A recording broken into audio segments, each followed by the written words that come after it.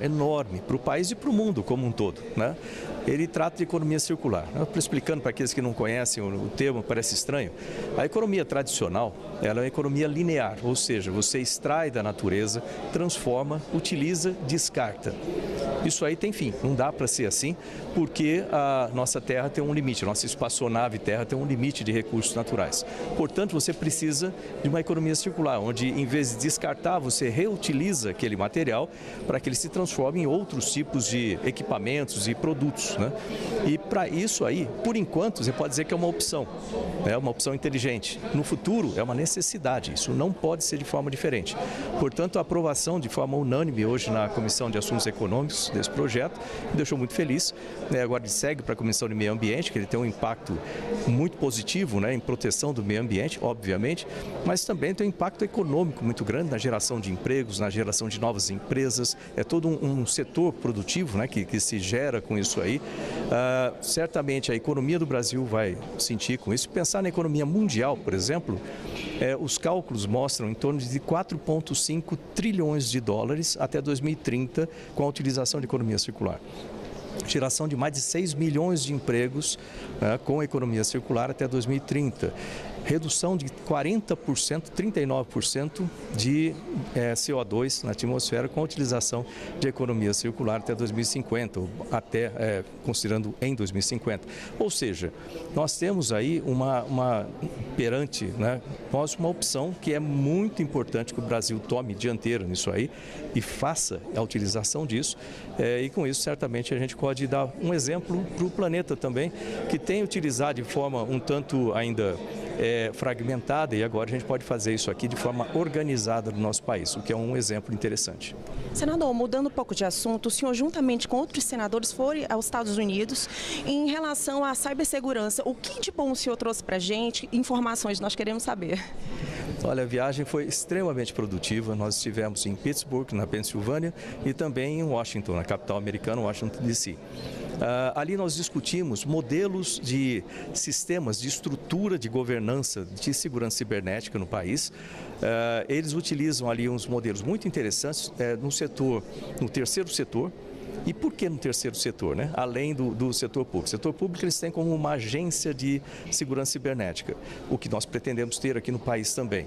Mas eles têm no terceiro setor, esses centros que eles congregam informações de diversos setores, setor financeiro, saúde, construção, indústria, agronegócio, tudo num local onde ali informações são trocadas rapidamente de forma a ter uma resposta muito mais efetiva para ataques cibernéticos. A gente sabe que o ataque cibernético ele cria uma disruptura nos serviços, isso custa bilhões, literalmente bilhões por dia, né? Então, a existência de sistemas como esse pode facilitar e muito, ou melhorar e muito a eficiência de resposta do país, tanto, não é só a resposta, tanto na detecção, né, de qualquer problema de segurança cibernética, quanto na análise, depois a estrutura de resposta e a resposta efetivamente.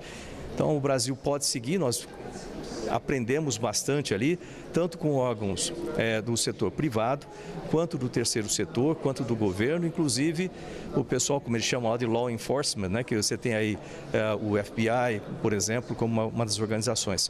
E tudo isso pode e vai ser utilizado no Brasil.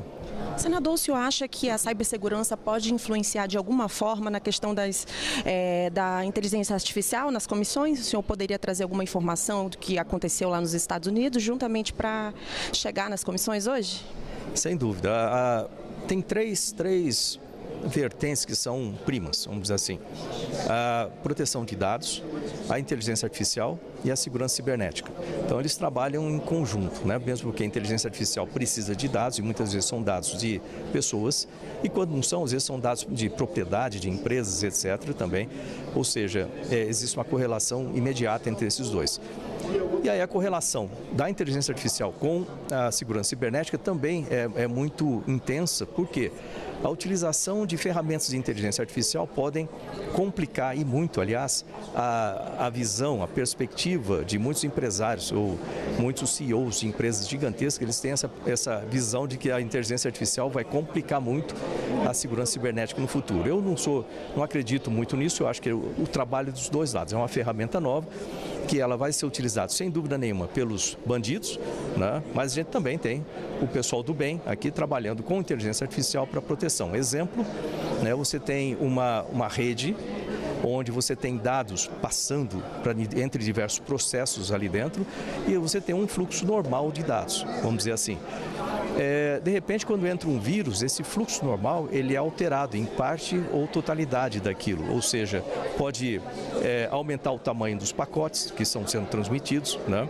Pacote de dados, ou ele pode reduzir o tempo daquilo, ou seja, algo é diferente. Nós já temos hoje, com ferramentas de segurança cibernética, a análise dessas redes, mas com a utilização de inteligência artificial, além da análise imediata, o sistema também pode aprender com aquilo e reconhecer um falso alarme, por exemplo.